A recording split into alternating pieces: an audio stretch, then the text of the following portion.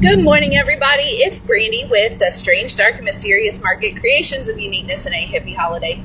So, a lot of people are wondering, how did we get into the paranormal? So I thought I'd do a little deep dive in kind of a series and tell about some of our experiences about how we got into the paranormal. I'm also going to do one about how we grew up. And I say we, it's me and my sister.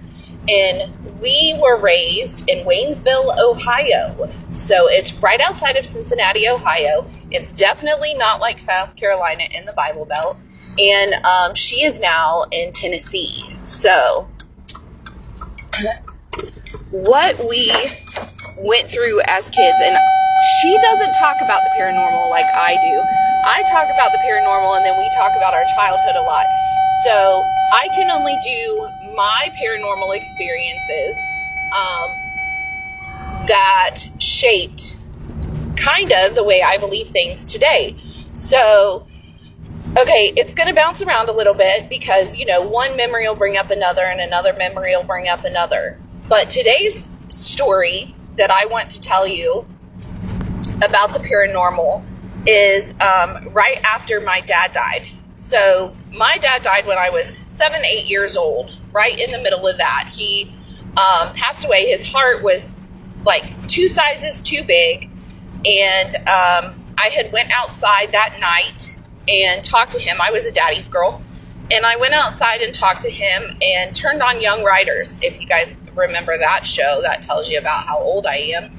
Turned on Young Riders and I told him, now he had a shotgun and he said that some coyotes were trying to bother our pony. We had a pony named Patches. It was my niece's pony. So anyway, Dad never came in. I eventually fell asleep. So in the morning, Mom woke us up for school and Dad and Mom slept in different bedrooms. So his bedroom door was shut and I went into the bathroom and I saw my dad through the bathroom window sitting on a bench. He was bent over, the gun across his lap. And I was like, Dad, Dad, Dad. And he wouldn't answer me. So I told my mom and she ran outside and that was that. So I was the last one to talk to my dad and the one that found him. So it was a very catastrophic experience. And not too long after that, we stayed, I had a dream eventually that my dad had said he had died outside so that we didn't have to give up the house because he knew that we wouldn't be able to live in the house if he had died inside. So that's when we went home. But for like 2 months, we stayed with my grandma up at her house. And when we were staying up at her house, we'd still go to school every day and everything. But we were staying up at my grandma's house. And then eventually we went home. So I was the first one up because, I'm now 9 years old, 8 or 9 years old. And I'm sitting on a rockin' love seat watching TV. We had an old school TV. And I hear my dad holler from upstairs in his study room. So my dad is hollering from upstairs and he's like, hey, Brandy, come up here.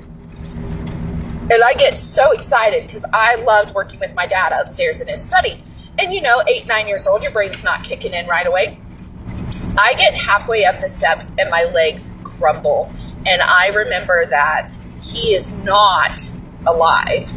And he is not upstairs in his study. And I go back down and I go back downstairs and I sit back down on the couch and I literally cry until my mom wakes up and hears me. So that's just one experience, that we had or I had growing up. And there's very, very many more to come. And I will share those with you throughout the series. Hopefully we'll get one in a day. But that's just one thing that has affected me throughout my life. Thank you.